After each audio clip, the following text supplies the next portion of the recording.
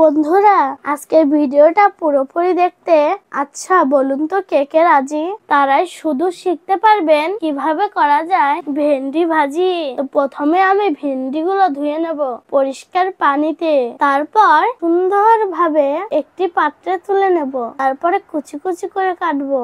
বন্ধুরা, ভেন্ডি কাটতে কিন্তু দারুণ লাগে, কাঁচাও খেতে মজা লাগে।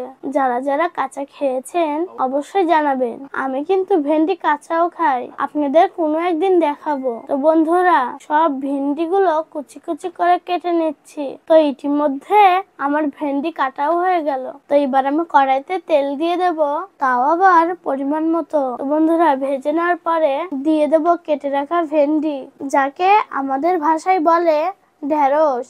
আমি যেভাবে ভাজছি আপনারাও সেভাবেই ভাজবেন। ভালো মতন ভেজে নেওয়ার পরে দেখেন না কতটুকু হয়ে গেল আমার ঢেঁড়স ভাজি। সিম্পল একটা রেসিপি,